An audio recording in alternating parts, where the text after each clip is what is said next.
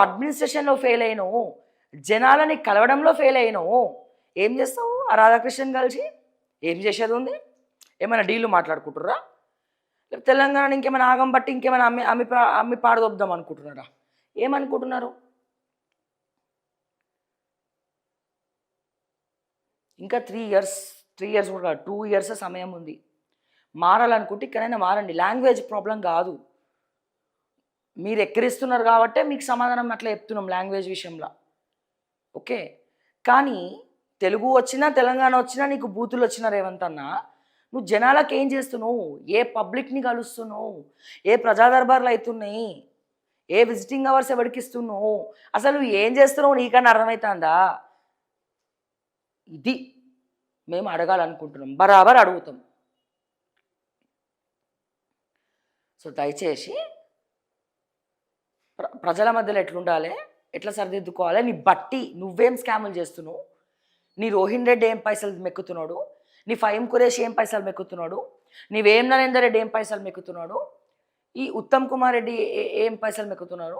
ఈ ఈ బట్టి విక్రమార్క ఏం పైసలు మెక్కుతున్నాడు? నీతో సహా వీళ్ళ బండారాలు బయటపెట్టి ఇప్పటికైనా నీ నీ క్యాబినెట్ని ప్రక్షాళన చెయ్యి. ఆయన ఎవరో మంత్రి అమ్మాయిలు కనబడితే సిగ్గు లేకుండా కుక్కలక ఊపుకుంటూ పోతుండట. నీ మంత్రుల్ని అదుపులో పెట్టుకో. ఓకే. ఎవరు పడితే వాళ్ళు ఎట్లా పడితే వాళ్ళు వస్తాం కదా, పదవి ఉంది కదా అంటే వేరేలాగా ఉంటుంది కథ. ఏ రాష్ట్రంలో నడుస్తుందేమో, తెలంగాణలో ఆత్మాభిమానం ఎక్కువ, ఆడవాళ్ళకి ఆత్మాభిమానం ఎక్కువ.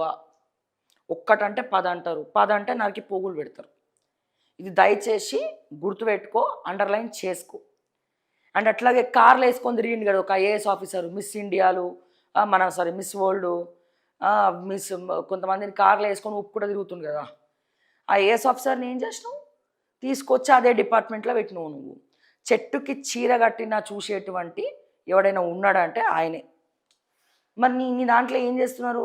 ఏ బ్రోకర్లు తయారైనారు నీ క్యాబినెట్లో? నీ నీ నీ నీ పేషీలలో ఏ బ్రోకర్లు తయారైనారు? ఈ బ్రోకర్లలో నువ్వు నువ్వు భర్తం పట్టలేదు అనుకో రేవంత్ అన్న, వాళ్ళ వాళ్ళ పేర్లతో సహా నెక్స్ట్ స్పెషల్ స్టోరీలు చేయాల్సి వస్తుంది.